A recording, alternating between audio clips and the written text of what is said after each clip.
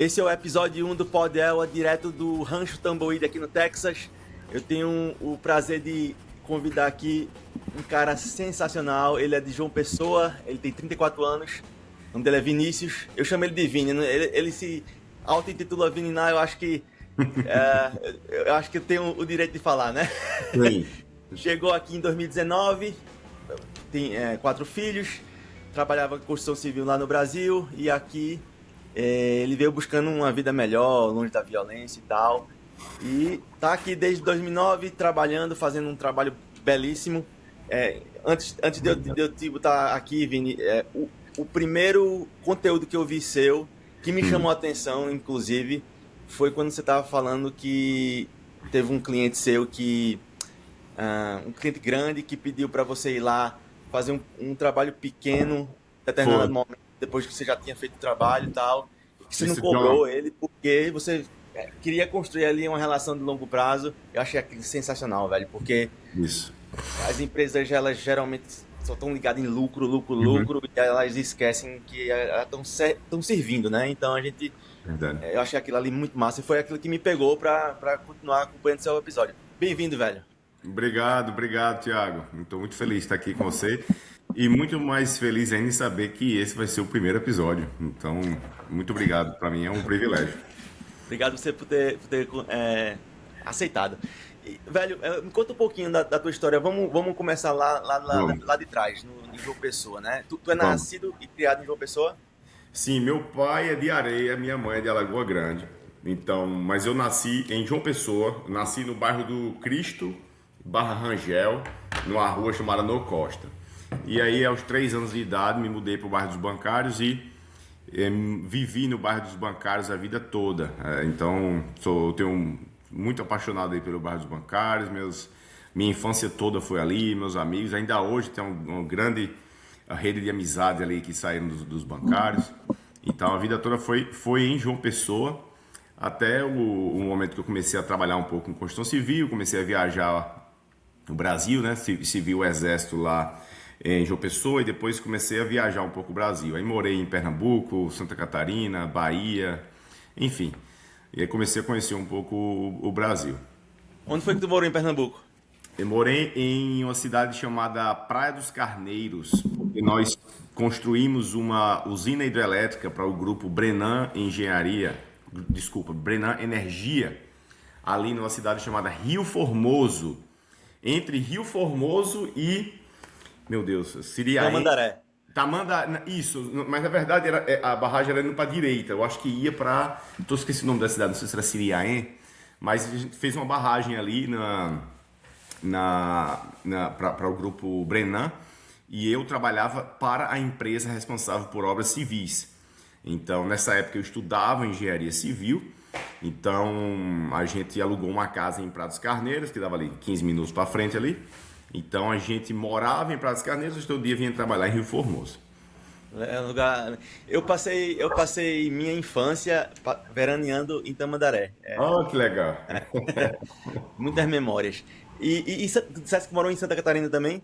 Morei em Curitibanos, Santa Catarina, e trabalhava também na construção de uma usina hidrelétrica lá no Rio Canoas, entre Curitibanos e Lages. O nome da PCH era PCH Ado Popinhaque. E aí morei lá mais ou menos uns 2 anos, talvez. Para mim, eu sempre falo, depois da Paraíba, Santa Catarina é o melhor estado que eu já conheci no Brasil. Muito legal. Rapaz, eu vou compartilhar um negócio que eu nem sabia. Eu morei em João Pessoa e tô com você, velho. Eu ouvi falar das pessoas que moram lá, que eu tenho amizade, que mudou muito, cresceu bastante, mas pra mim era sensacional. Cidadezinha que tinha tudo que você queria, mas ainda tinha um ar de cidade pequena, sem trânsito, sem violência e tal. Eu sei que hoje tá diferente, tem muita violência e violência tá em todo canto. Mas eu morei também em Santa Catarina, mas morei em Blumenau. Eu morei em Blumenau e a empresa que eu trabalhava tinha uma operação em Indaial, que ficava 25 minutos de lá. Então, mais uma coisa que a gente tem aí em comum. Sim, exatamente. Se conversar mais, vamos descobrir que nós somos primos. É capaz. Essa empresa de... É permitido tomar um cafezinho, não tem problema não, né? Não, eu também tô aqui no meu café, meu amigo. Café é vida. Ah, tu trabalhava para. Tu tinha empresa ou tu trabalhava para terceiros? Não, eu era carteira assinada, né? Tá. Era carteira assinada, eu trabalhava para essa empresa em Santa Catarina. E antes disso, eu já havia trabalhado na Bahia. Assim, resumindo, né? Uma história assim, em 2 minutos, né? Quando eu saí do exército, eu queria seguir carreira militar, porque eu gostei muito. Eu queria me preparar para a prova da AMAN, da SPSEX. E o meu sogro já trabalhava com grandes obras. E também tinha sido militar. E ele falou, Vini, vamos trabalhar um tempo comigo em obra. Aí você vê como que é e se você, pelo menos, dá mais uma opção para você, né? É. E daí foi, né, justamente na primeira obra que eu fui participar, foi na Bahia, lá em Centro-Sé, num lugar chamado Pissarrão, um lugar assim, incrível, o melhor lugar que eu já vi na minha vida, sabe? O lugar parece que está 50 anos para trás no tempo, assim, foi uma experiência única para mim. E aí gostei muito de obra, e daí fui me envolvendo mais. Trabalhei em construção de parques eólicos lá no sertão da Bahia. Aí depois trabalhei na construção de uma ponte, da Ponte da Batalha, na Paraíba, lá em Santa Rita. Aí depois foi usinas hidrelétricas e depois montamos a nossa empresa, né? Nossa construtora. E até hoje existe essa construtora.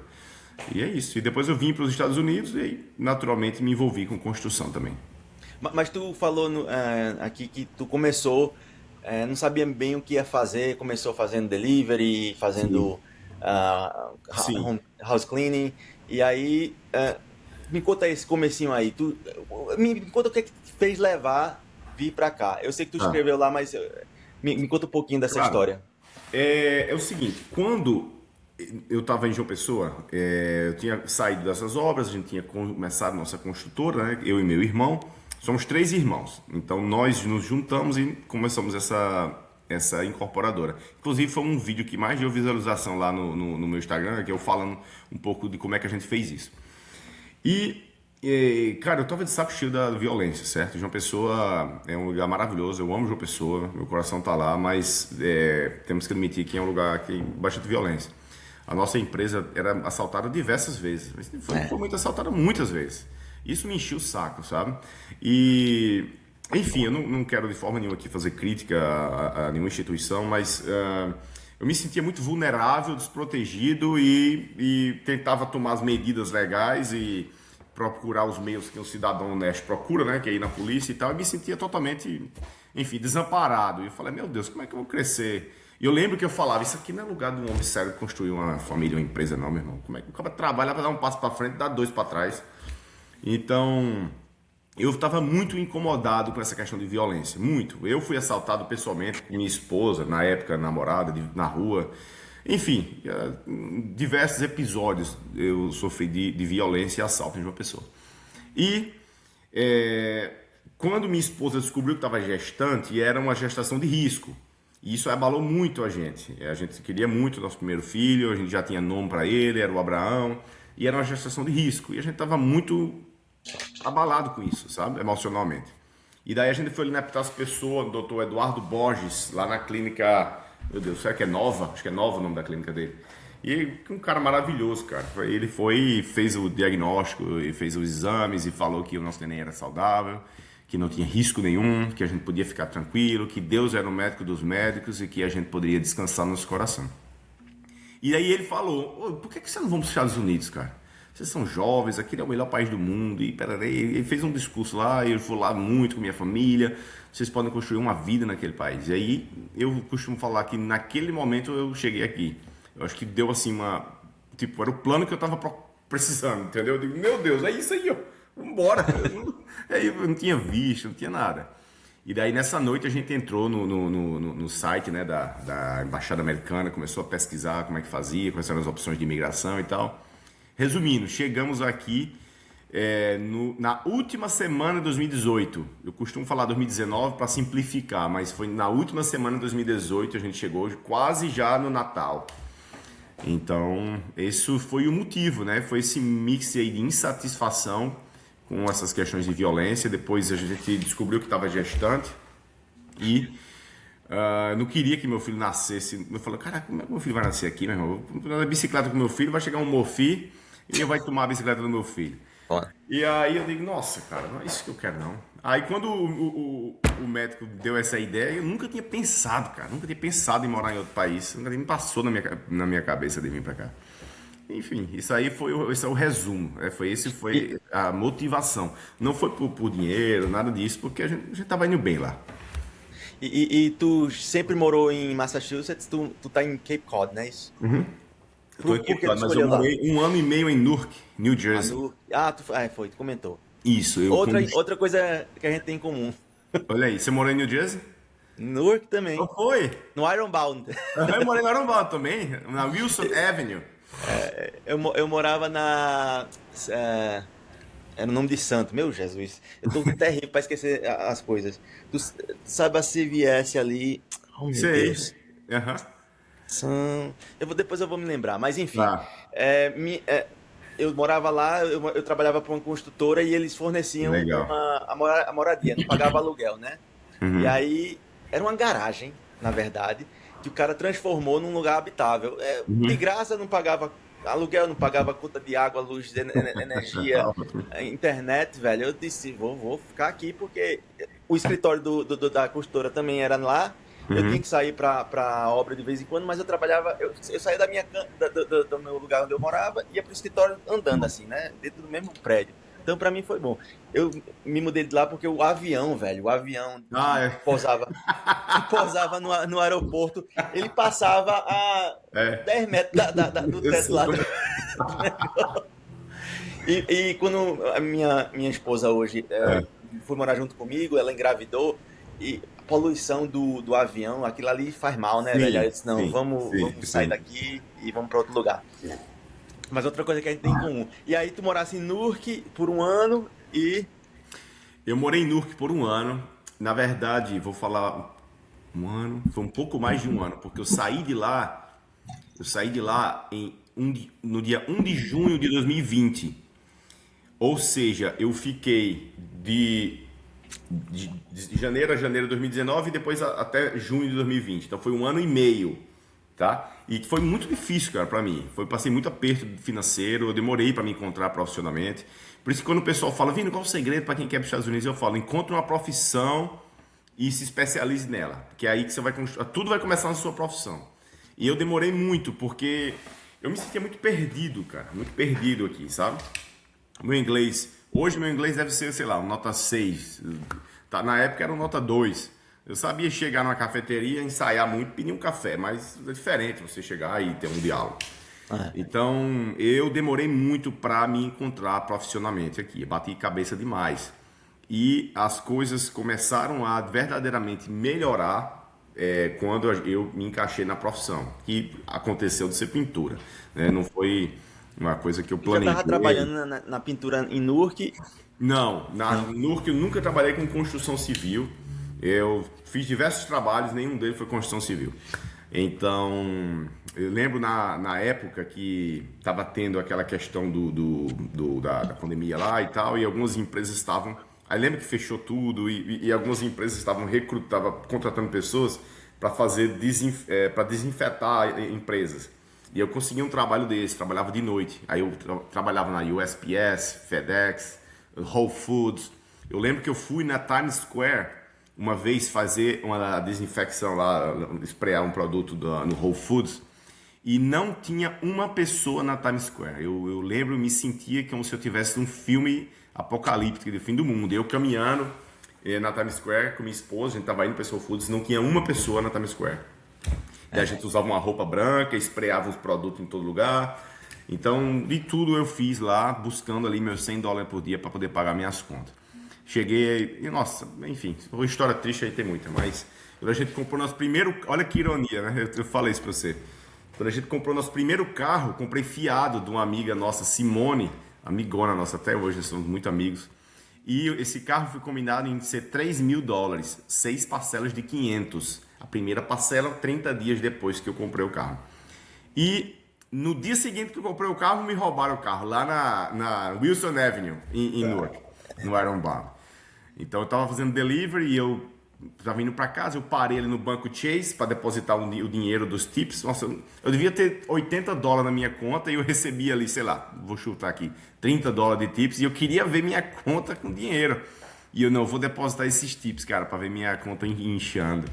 E daí eu parei no ATM, quando eu saí, um camarada entrou no meu carro e foi-se embora. Putz. Então, eu bati muita cabeça, velho, aqui. Aí Tu liguei pra chegasse a recuperar o carro, não? recuperei no dia seguinte, mas por mérito meu e da minha esposa. Fiquei muito decepcionado, a gente tinha um sonho, porque a polícia americana. Eu imaginava, cara, que os caras vinham de helicóptero pra pegar meu carro. Não, é. Quando eu liguei. Aqui tem muita coisa boa, mas tem violência e tem tudo. As cidades grandes, elas têm tudo de ruim, de bom e de ruim para oferecer também. Infelizmente é assim. Você acredita que quando eu levei um ticket ainda do policial? Foi nada. Foi. Eu encontrei um policial super entediado, cara. Eu falando, ele. Aí mexia no celular, olhava pra tela dele do computador. Aí eu falei, né? Eu saí do carro e o cara entrou. Eu falei, wait a minute. Você falou que saiu e o cara entrou e pegou. E como é que você deixou a chave no carro? Eu falei, não, a chave tá comigo.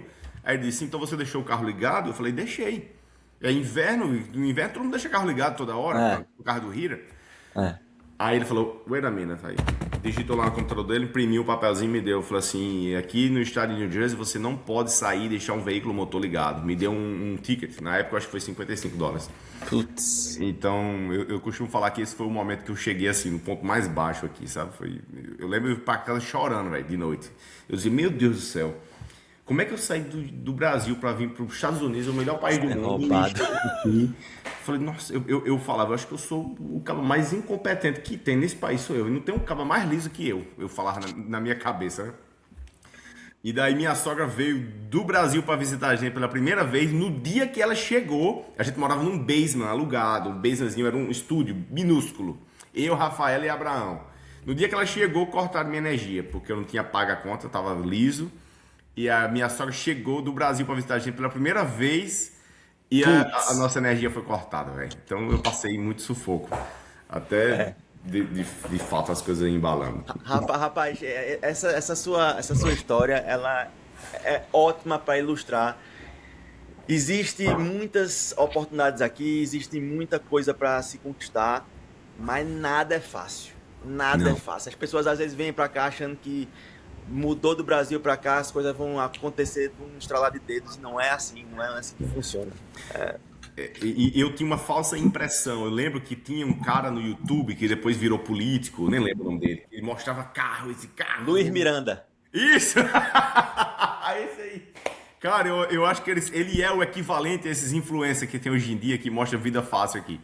E eu olhava aqui, caraca, meu irmão, vai ser eu andando nesses carros. E eu chegava aqui, bicho, nossa, meu irmão, é muito diferente. Então eu demorei 1 ano e meio pra poder entrar no ritmo aqui. Eu caí nessa também. Quando, assim, antes de eu me mudar aqui, eu ficava olhando os carros. Eu gosto de carro, eu sou um cara que eu tinha carro no Brasil, eu gostava de comprar carro e tal. Hoje eu me aquietei porque hoje eu tenho um foco, né? Um foco financeiro que carro, ele vai de encontro a isso.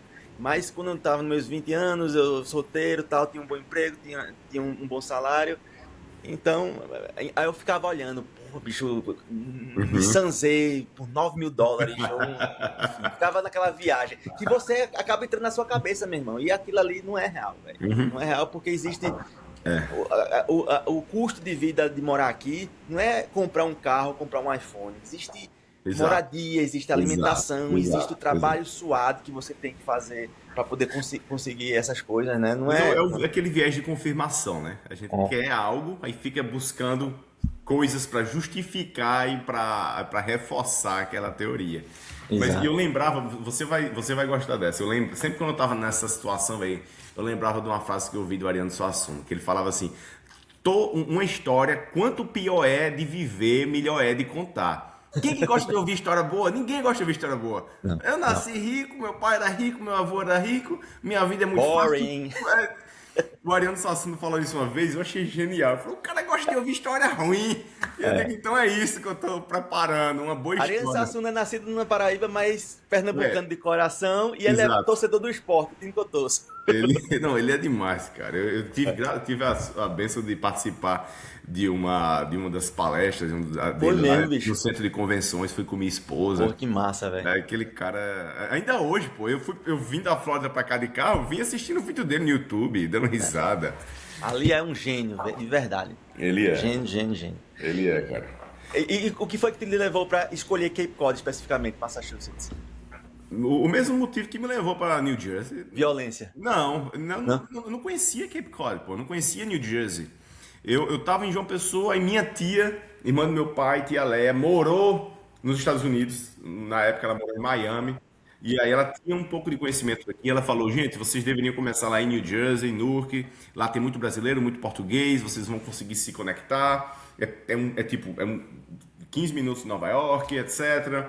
Então a gente foi para New Jersey por causa dessa orientação que a gente recebeu. E lá eu comecei a me sentir stuck lá. Caraca, não é aqui, não é aqui. E eu lembro uma vez, teve um tiroteio na nossa rua, uma briga de gangues. Teve um tiroteio muito grande na nossa rua. A gente tava morando na Pennington Street, na rua de um projeto que tinha. E daí, nessa noite, era um domingo, eu falei, não, eu não vou criar minha família aqui, não. Esse aqui não é o lugar que eu quero viver. Aí eu peguei e liguei para um amigo meu, Rodrigo, em João Pessoa. E por coincidência, é o mesmo Rodrigo que nos ajudou, nos ensinou a montar a construtora. Falei, Rodrigo, velho, eu tô perdido aqui, bicho. Eu quero sair de onde eu tô, eu não gosto daqui.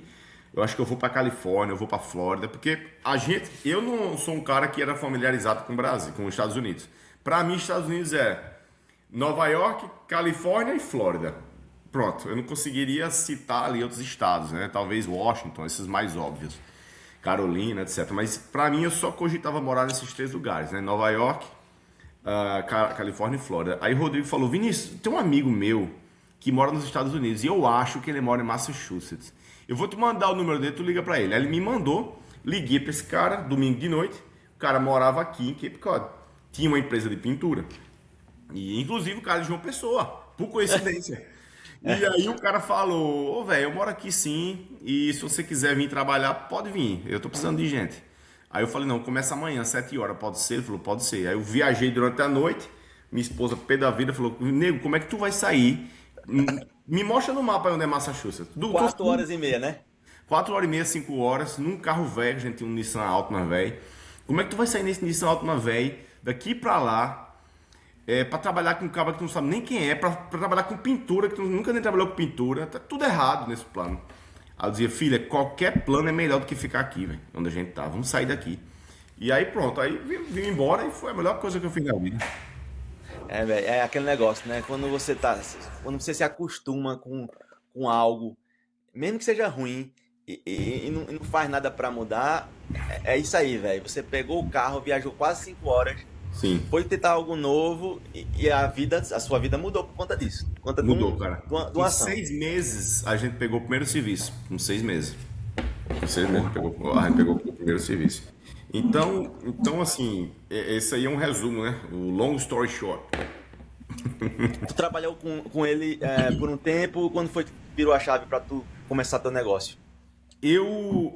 Quando eu comecei eu sempre fui muito assim, desenrolado, sabe? Eu sempre gostei. Quando eu estava trabalhando com construção, voltando um pouquinho na história, mas respondendo essa mesma pergunta, nas barragens, eu achava o máximo aquelas empresas de locação de caminhões e máquinas. E aí os caras chegavam, aquela frota de caminhão, tudo adesivado, retroescavadeira, escavadeira hidráulica, caminhão caçamba, betoneira, tudo adesivadinho. Eu falei, nossa, que coisa linda, velho. Rapaz, um dia eu vou ter uma empresa dessa. E aí a gente montou uma locadora. Então eu trabalhava, e aí eu e meu irmão, a gente conseguiu. Cara, quando a gente quer uma coisa, e bota na sua cabeça e você sente o coração arder, você pode ter certeza que você vai conseguir. É. Eu era liso, trabalhava de funcionário com a construtora, queria montar uma locadora e não conseguia comprar uma retroescavadeira. Eu queria uma retroescavadeira Caterpillar. E, enfim, não quero mudar muito o foco, mas consegui comprar essa retroescavadeira através do pai de Rodrigo, meu amigo, o seu Flávio Agra, comprou a retroescavadeira financiada no nome da empresa dele. Por 5 anos, era o Finame, na época, financiamento um incentivo do governo federal sem juros. E todo mês eu pagava a parcela a ele. Então, olha como que a gente conseguiu comprar a máquina, é um favor de um amigo.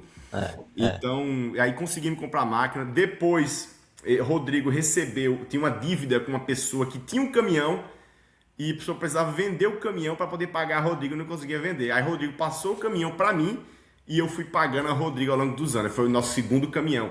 Então, as formas mais improváveis foram acontecendo para a gente montar a nossa locadora. Da mesma forma foi com a nossa empresa aqui de pintura. E quando eu comecei a chegar aqui, velho, que eu vi as vans adesivadas, meu amigo, que coisa linda, velho. Olha isso, as vanzinhas passavam uma atrás da outra, saindo do shopping, assim, tudo adesivadinho. Eu falei, nossa, eu quero isso, velho. Nossa, eu ficava imaginando, né? Qual é o nome da minha empresa? E aí eu comecei a desejar muito ter uma empresa, imaginar a galera fazendo churrasco no adesivado, os funcionários com uniforme. Enfim, eu falei galera adesivada, desculpa, o churrasco, a galera uniformizada, as vans adesivadas. E eu comecei a sonhar com isso, a desejar isso.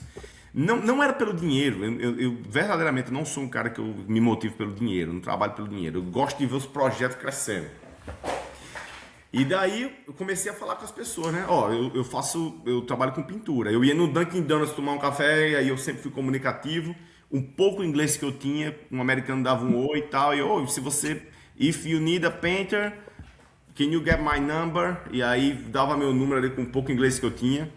E aí a nossa landlord foi a primeira cliente nossa, a Danúbia, uma brasileira, casada com o Claudinho. A gente fala que eles são nossos padrinhos aqui. Até hoje somos grandes amigos. E eu falei com ela, Danúbia, eu quero pegar serviço por conta própria, se algum dia você precisar, fala comigo. E eu falava com todo mundo. E aí a Danúbia um dia me ligou, eu estava trabalhando lá em Falmo, pintando uma casa. Ô Vini, lembra que você falou que queria pegar serviço por conta? Eu quero pintar minha garagem, quer me dar um preço? Aí pronto, esse aí foi o primeiro trabalho. Uhum. Demorou 6 meses, no dia que eu cheguei aqui, no dia que eu segurei uma brush pela primeira vez na vida, para o dia que a gente pegou o primeiro serviço, foram 6 meses.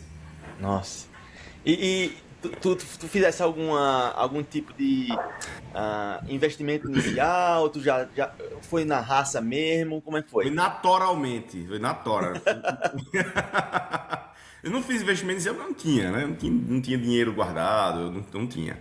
Eu nunca fui um cara muito organizado financeiramente. Então, eu pedi um depósito para ela. Na época, eu não lembro, talvez foi um trabalho de 3 mil e pouco, alguma coisa assim, porque tinha bastante sheetrock, tinha bastante massa para fazer e tal. E tinha uma subida de uma escada. Se não me engano, foi 3.500, alguma coisa assim. Ela me deu um cheque, sei lá, $1.000, não lembro. E aí eu fui, comprei as ferramentinhas. Eu já tinha bastante coisa, né? Porque eu já trabalhava 6 meses, então o basicão eu já tinha. E foi assim que começou.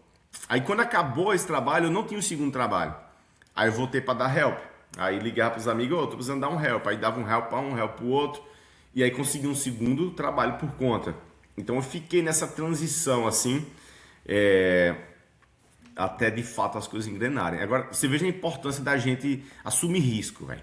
A gente tem que entender, porque viver é a coisa mais arriscada que tem no mundo. Pode ser que eu nem acabe esse podcast aqui, que morro antes disso. Que a gente nunca sabe quando vai morrer. E a gente vive, pô, como se fosse viver para sempre. Não. Entendeu?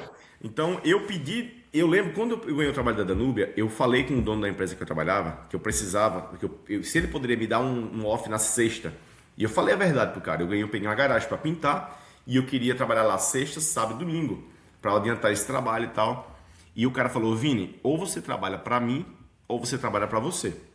Esse cara, até ainda hoje somos amigos, ele até voltou pro Brasil. Mas ele falou bem de boa, assim. E eu falei, cara, tudo bem, eu entendo o seu posicionamento. Então eu trabalho para mim. E aí me desliguei da empresa dele para fazer a garagem. E depois que acabou a garagem eu estava desempregado, né? Mas aí consegui o trabalho e você sabe que aqui quem quer trabalhar não fica sem. Você falou de risco. Quanto mais jovem você for, mais você deve se arriscar, porque você tem mais tempo para correr atrás se der errado. E você nunca vai saber se vai dar certo ou se vai dar errado se você não arriscar. Mas uma outra coisa que eu percebi, você falando aí, é a importância de construir relacionamento. Sim.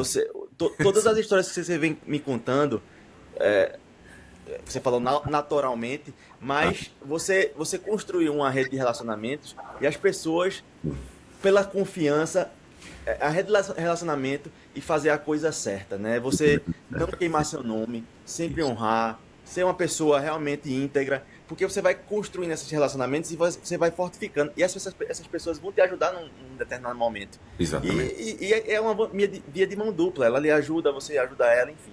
Se Exato. relacionar e criar um network aqui é uma coisa, aqui não, em qualquer lugar, é Em uma qualquer lugar. coisa que vai lhe impulsionar. O seu exemplo é um exemplo vivo disso aí. É. Eu bato palmas, velho. Parabéns. Olha, eu cresci ouvindo meu pai falar: a coisa mais importante que o homem tem é o nome dele. O meu pai não tinha conta em banco, era uma pessoa totalmente assim, fora do sistema, porque era um cara meio antigão, fazia negócio tudo na força do bigode. E, Falar em e bigode, ele, tá eu e você de bigode. exato, exato. Eu disse: eu fiz o bigode para ficar igual a você. Então eu valorizo muito isso, sabe? Até os meninos que fazem subcontrato para a Mensei, eu falo assim: Vini, a Mensei é a melhor empresa que eu presto serviço, cara. Que empresa pagadeira. Porque a gente termina o serviço, você paga, e mesmo antes de receber do cliente. Então eu Porra, prezo muito por ter um nome íntegro onde eu ando, porque eu sei que isso vai abrir portas, sabe? é importante. E eu sei que na hora que eu falar, meu irmão, é assim. E quando você é um cara sério, um cara que vive pela verdade, e sua vida fica muito mais fácil, sabe? É. Tudo fica simples, você só precisa se preocupar com uma coisa, com a verdade. E às vezes a gente vê uma pessoa que quebra a cabeça, eu tenho vários casos assim, uma pessoa que quebra a cabeça a vida toda e nunca consegue de fato decolar assim profissionalmente, financeiramente. E você vê a pessoa vacilando em coisas básicas, né? Palavra, desonestidade, a pessoa mente. É. E esses princípios básicos de convivência, pô, são importantíssimos para você fortalecer seu network, né? Que hoje em dia se fala, né? Seu ciclo de Relacionamento. influências, que são as pessoas que vão lhe apoiar quando você precisa. É. Tu já ouviu falar num livro chamado The Four Agreements? Eu não sei como é que é o nome em Não, português. não. É os quatro. Enfim. Eu não vou me lembrar dos quatro, não, mas é um livrozinho bem Hum, pequenininho. Leitura fácil, mas um deles é manter a palavra, o outro agreement é dar o seu melhor. Enfim, são quatro coisas simples que se você levar para sua vida, meu amigo, aquilo ali só vai lhe fazer bem e vai lhe fazer impulsionar, entendeu? É muito interessante, é um livro muito legal. não é bom saber. Falando em nome, tu falasse o Uhum. nome é uma coisa muito importante. De onde saiu o nome da tua empresa? Mainsail. É. Cara, nossa empresa antes era Local Pro Painting. E esse nome genial fui eu que tive. E dá pra gente tirar uma lição disso. Eu lembro, eu trabalhava para uma empresa que fazia serviço em Boston de pintura. E todo dia a gente se encontrava aqui na ponte, na ponte não, na saída 6 aqui, e ia até Boston. Né? Então, mais ou menos 1h20 aí de drive. E eu de vez em quando eu posto essa foto, eu numa van cheio de pintores assim. E daí eu falava, meu Deus do céu, como é que eu vou sair dessa, velho? Como é que eu vou sair dessa? Eu ganhava, sei lá, US$ 18 a hora. E minha esposa grávida, fazia o que podia para trabalhar, mas não trabalhava muito às vezes. E eu pagava na época US$ 1.540 de aluguel, ou seja, mais ou menos aí um pouco, mais ou menos umas duas, mais de uma semana às vezes eu precisava poder pagar meu aluguel de trabalho. Então não fechava as contas, né? Eu, caraca, velho, eu preciso sair dessa. E aí eu pensando, né, idealizando minha empresa, e eu pensei, vai ser Local Pro Painting. Olha que nome bom. Porque local, nós somos locais, pro, eu sou profissionais. E painting, eu faço pintura. Local Pro Painting. É o nome do mundo. Nossa, eu sou um gênio, velho. Eu nasci pra fazer business mesmo, cara. Eu sou bom. E eu falando na minha cabeça, eu começo a me animar. Aí montamos local. E a logo? Já sei. Uma brush dourada, que os cabelinhos da brush vai ser uma coroa. Fui no Canva, eu mesmo fiz essa marmota. E aí montamos, poder fazer a camisa, só andava com essa camisa. E daí a gente pegou um trabalho grande de uma cliente chamada Karen White, que era lá de Minneapolis e comprou uma casa aqui e tal. Quando acabou o projeto, ela falou, Vini, projeto grande, foi o maior projeto que eu já tinha pego até então, mais de 40 mil. Ela falou, Vini, eu amei tanto você, sua esposa, sua empresa, sua família. Meu Deus, eu preciso lhe falar uma coisa difícil de falar. O nome da sua Lá empresa vem. é horrível. Eu Ai, disse, meu Deus. Vini, o meu esposo faz Ela é piadas aqui. americana? Americana. Ela Americano não tem arrodeio, né, velho? Ele não, vai ali e fala ela na vai. cara. Ela falou, olha, o nome é ruim, a logo é péssima. Você precisa, se você quer realmente crescer sua empresa, você precisa fazer um trabalho de reconstrução dessa marca, porque tá muito ruim. O meu marido fica fazendo jokes, ele fala, wow, it looks like you found the cheaper painter. Você achou o cara mais barato, olha a logo do cara. Será que ele tá bêbado? Eu falei, is he a drunk guy? Ela é péssima. Aí ela disse, ela me deu um balde de água gelada. Eu achava que a minha logo era tão boa quanto a logo da Apple, né, na minha cabeça. Mas às vezes a gente precisa de alguém de fora pra falar alguma Isso. coisa, porque as pessoas não querem, próximas não querem machucar, enfim, E olha a acontece. lição que dá pra gente aprender. Se eu tivesse, não, a minha logo é eu, que é essa mesmo. E eu não tinha criado a Menseio, né? Se eu não tivesse aceitado ali aquela crítica. Eu falei, Miss Karen, muito obrigado pela coragem da senhora falar isso. A senhora já me mostrou o problema, agora me ajuda a encontrar a solução. E daí a gente criou um group chat no Text Message, sabe aquele text chain? Eu e ela e o Jason, que é um pintor que nós temos de amigo em comum, que nos indicou para ela, que mora lá em Minneapolis. E aí começamos a pensar em nome para Menseio. E o Jason começou a falar, vamos botar partes de barco. Aí do nada o Jason mandou, eu tava em casa, ele mandou Menseio Painting. E aí eu, nossa, é esse, velho. Já tinha um nome, só não tinha logo. E a questão do barco é porque tu tá em Cape Cod. Cape Cod é no litoral, né? Isso, aqui eu queria algo que fosse conectar com wealthy people, com pessoas que têm dinheiro. E nem todo mundo que tem dinheiro tem barco, mas quem tem barco tem dinheiro. Então a gente começou a. Então o mainsail é a vela principal de um barco a vela, é a mainsail. Então essa foi a ideia do nome, né? Então é a mainsail, seria a empresa principal, a melhor empresa de pintura. Então a gente pensou que era um nome muito forte. E eu amei esse nome, Mainsail Painting. E a logo tá muito linda. A logo foi construída pelo Mr. John Eldert, que é um cliente nosso de Falmouth, que ele constrói barco à vela. Uau. Então a profissão dele sempre foi essa. Então eu estava pintando a casa dele e na época eu tinha usado um outro barco. E aí eu mostrei a ele e ele falou, não, esse barco que você escolheu tá muito feio. E aí eu paguei o Canva Pro e fui lá procurando. E aí o Mr. John Elder foi quem me ajudou a gente criar esse barco juntos aqui. Boa. Então, tanto o nome quanto a logo foram criadas por clientes. Olha que legal. Não é? E qual é os próximos passos aí da Mencel? Então, meu amigo, essa é uma ótima pergunta.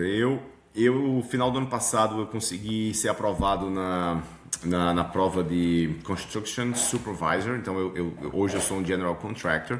Eu queria até fazer um vídeo sobre isso, explicando como fazer e tal. Então, eu fiz a prova se chama CSL, Construction Supervisor License, o que me permite aplicar permits enfim, de fato, ter uma empresa de home improvement, né, renovations. Então, esse é um desejo que eu tenho, mas a princípio eu não quero ser entusiasmado demais e imaturo e dar um passo que eu vou tropeçar. Então, eu estou organizando a Menseio. Hoje, graças a Deus, no último 1 ano, a Menseio assim, deu um salto de organização. Quando eu comecei a Menseio, eu só pensava em crescer.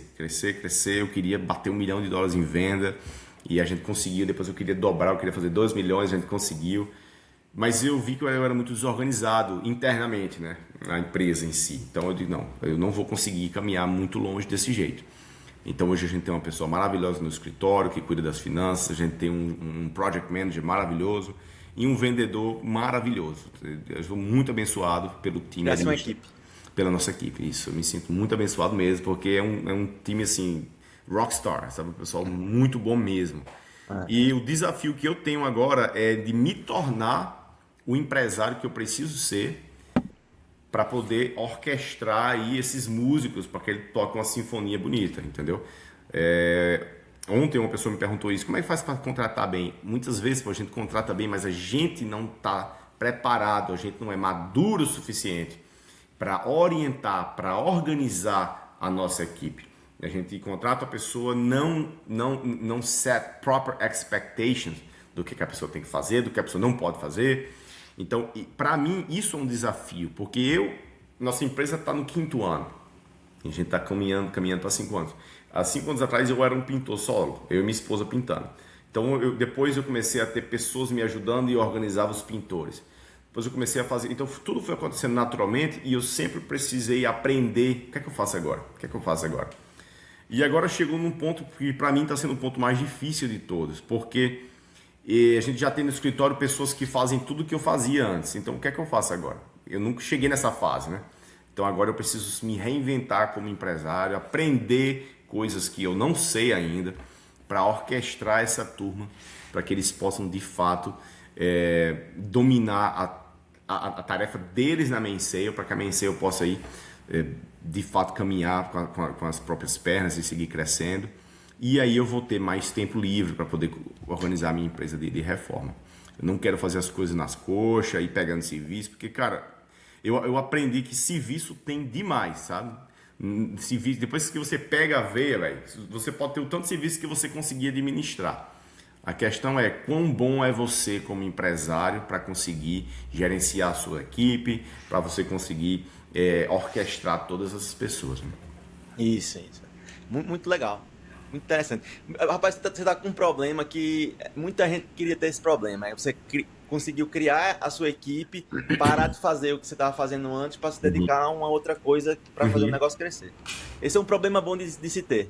É verdade, graças a Deus. Fazer equipe, velho, não é uma coisa muito fácil, não. Não, graças a Deus por isso. É fruto de muito trabalho, muita oração e muita demissão também, né? Eu dispensei muitas pessoas. A gente não acha a equipe certa de primeira. Não, né? é trabalhoso, é O trabalhoso. nosso project manager não foi o primeiro, o nosso vendedor não foi o primeiro, a pessoa do escritório não foi a primeira.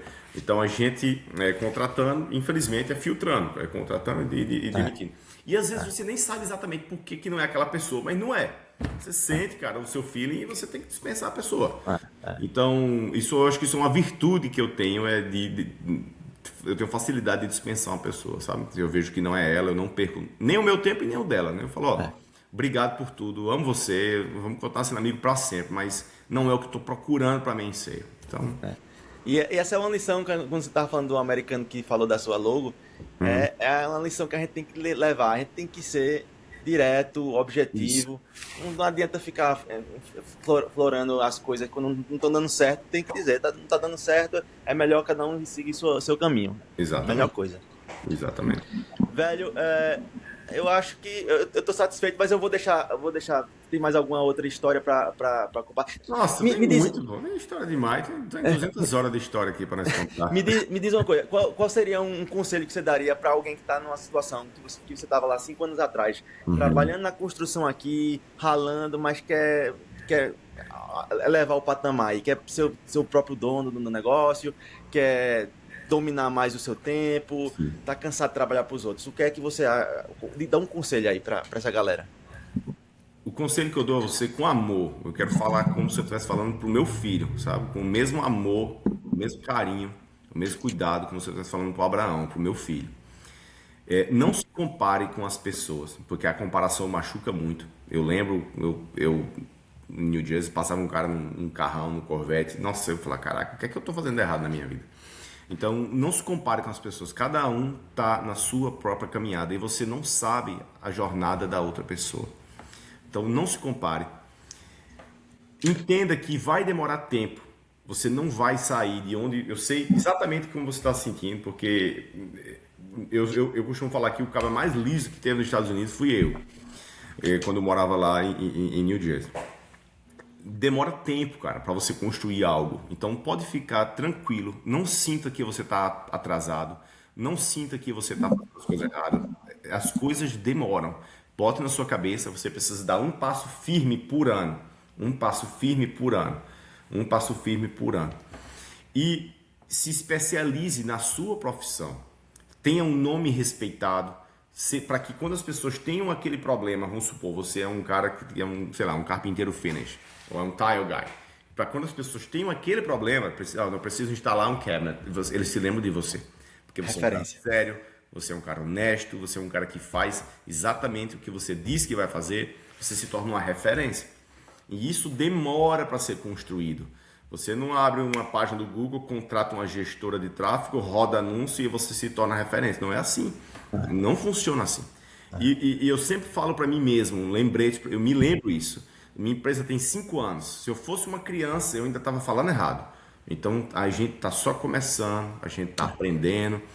Então, tenha paciência com você mesmo. As vozes da nossa cabeça nos machucam muito. E a gente se compara com as pessoas. Social media é terrível para isso, né? A gente vê tantas pessoas tão perfeitas na internet, mostrando os carros aqui, preço de carro. Isso, de fato, aí não é nada que ajuda você. Verdade.